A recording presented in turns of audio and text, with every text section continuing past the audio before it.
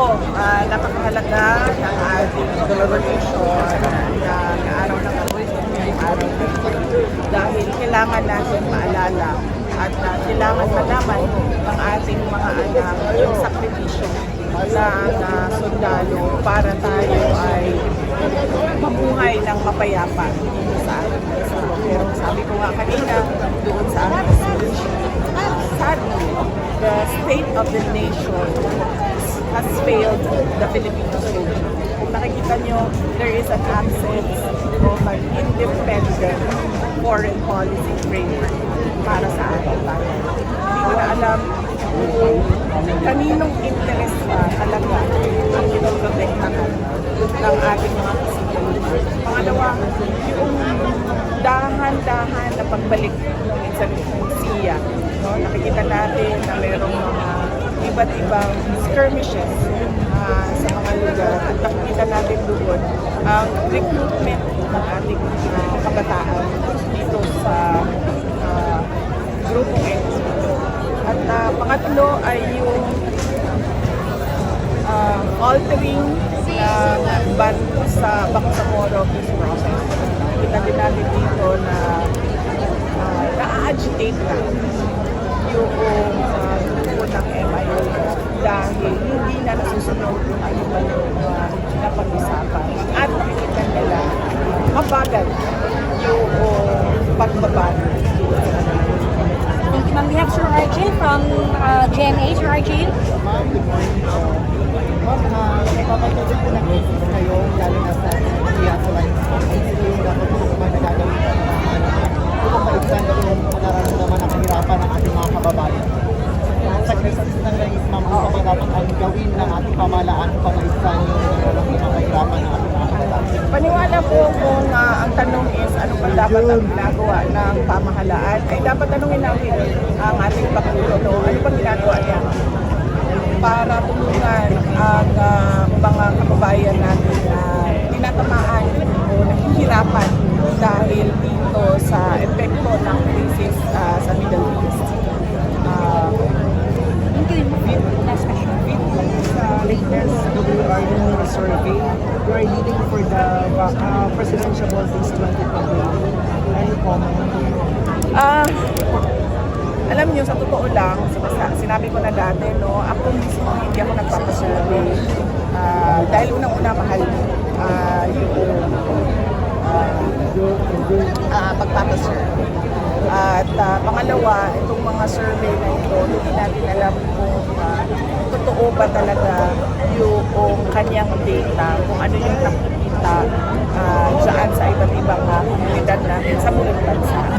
Pero, sabi ko nga, lagi, nagpapasalamat ako at kami sa tanggapan ng pangalawang Pangulo sa patuloy na suporta at pagtitiwala ng ating mga kababayan sa aming kakayahan para magbigay ng makatotohanan na servisyo. Thank you. Yun lang.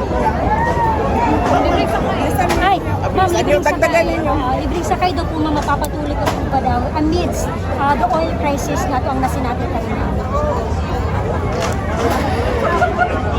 Ang tanggapan ng pangalawang Pangulo ay merong proyekto na libreng sakay, no, para sa lahat. At ito ay sa proyekto na sinimulan namin noong 2022 dahil nakita namin na kailangan talaga ng tulong ng ating mga kababayan in terms of savings sa daily expenses nila. At ito ay tutuloy, lalo na ngayong merong krisis at merong sobra at bigla ang pagtaas ng presyo ng mga produkto. BP update na lang sa 2028 elections.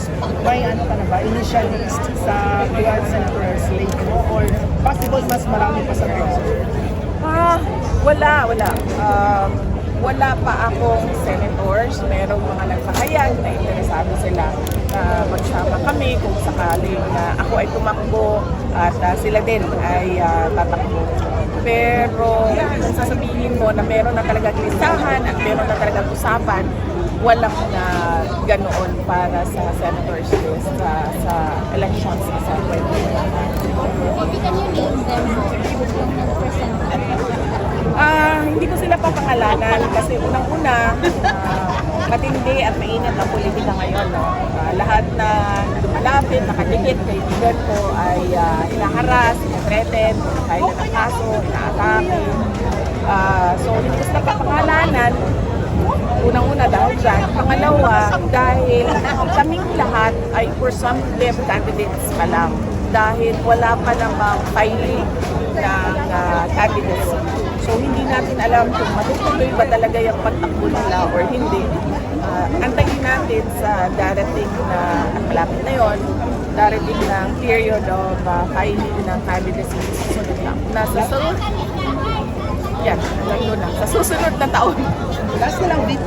Kailan ang right time na i-declare mo yung Vice President? Running mate mo yung right time. Kailan? Kung ready, kung meron na, dahil sa ngayon wala pa naman ako Vice President na candidate na kasama, kung meron na at ready na siya na magpahayag na siya ay tatakbo bilang Vice President. VP, sa tingin mo po, papababa pa ba ang presyo ng produktong petrolyo? Mapapababa siya kung magagawa nila ng paraan yung problema sa supply doon sa Middle East.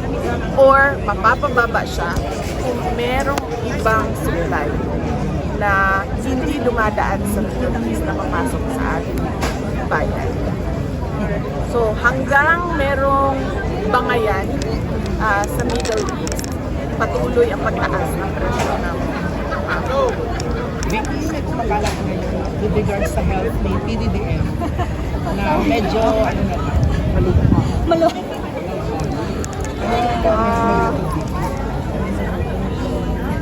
good luck sa kanya.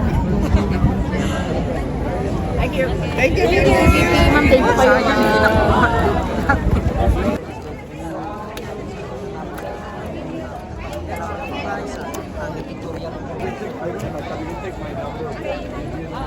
Narinig ba ninyo yung pagkasabi niya ng good luck mga kababayan ha? Hindi ko pa napunan. At yun nga, good luck talaga no, sa condition po. Alam nyo na kung sino yun mga kababayan ha. Dito talagang napagbigyan ko lahat na makapag-picture po sa ating butihing susunod na presidente po ng bansang Pilipinas. Yan mga kababayan. Yun, shout out pala. Hello, shout out kay sir. Say, vlog pa ni mo sir, page ni mo. Wala. Magigita nating task force mga kabayan. No? Sir, yan na sir.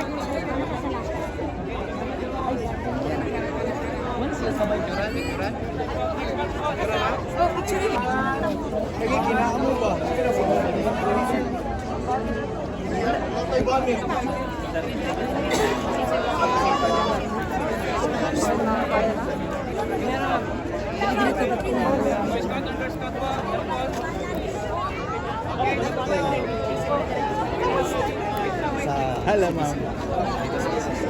Pahanggang video.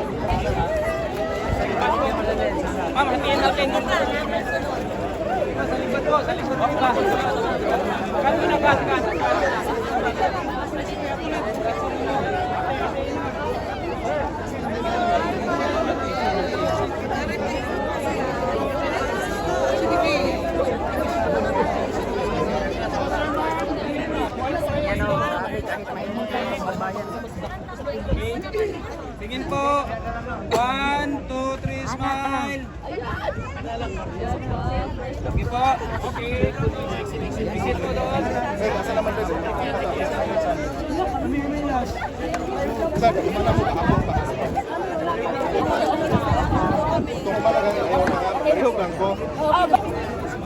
Cellphone sir, mga kababayan ha.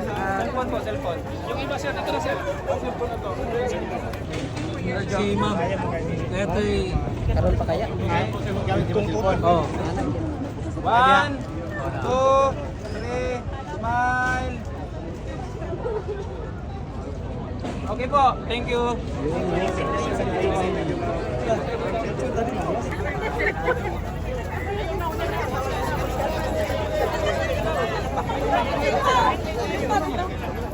Sige. Sulo ng gana nato din. Dukit na kayo. 1, 2, 3, smile. Okay po.